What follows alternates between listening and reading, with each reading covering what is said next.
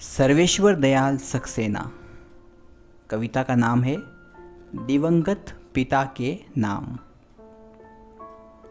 सूरज के साथ साथ संध्या के मंत्र डूब जाते थे। घंटी बजती थी अनाथ आश्रम की, भूखे भटकते बच्चों के लौट आने की। दूर दूर तक फैले खेतों पर, धुएं में लिपटे गांव पर, वर्षा से भीगी कच्ची डगर पर, जाने कैसा रहस्य भरा करुण अंधकार फैल जाता था।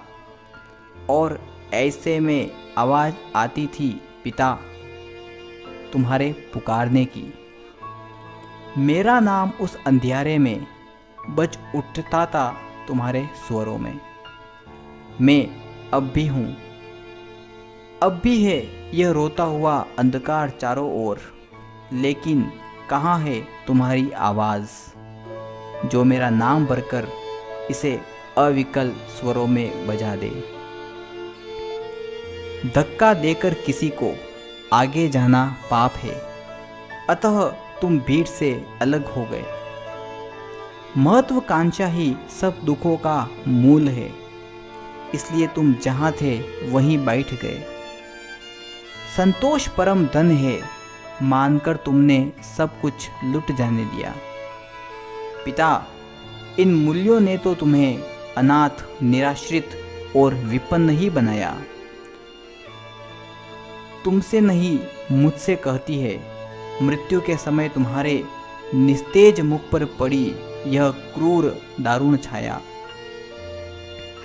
सादगी से रहूंगा तुमने सोचा था, अतः हर उत्सव में तुम द्वार पर खड़े रहे। झूठ नहीं बोलूंगा तुमने व्रत लिया था, अतः हर गोष्ठी में तुम चित्त से जड़े रहे।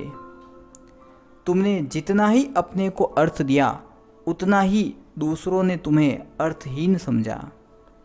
कैसी विडंबना है कि झूठ के इस मेले में सच्चे थे तुम, अतः वैरागी से पड़े रहे। तुम्हारी अंतिम यात्रा में वे नहीं आए जो तुम्हारी सेवाओं की सीढ़ियां लगाकर शहर की ऊंची इमारतों में बैठ गए थे, जिन्होंने तुम्हारी सादगी के सिक्कों से बड़े बाजार, बड़कीली दुकानें खोल रखी थी, जो तुम्हारे सदाचार को अपने फर्म का इश्तहार बनाकर डुगडुगी के साथ शहर में बांट रहे थे। पिता, तुम्हारी अंतिम यात्रा में वे नहीं आए। हे पिता, तुम्हारी अंतिम यात्रा में वे नहीं आए।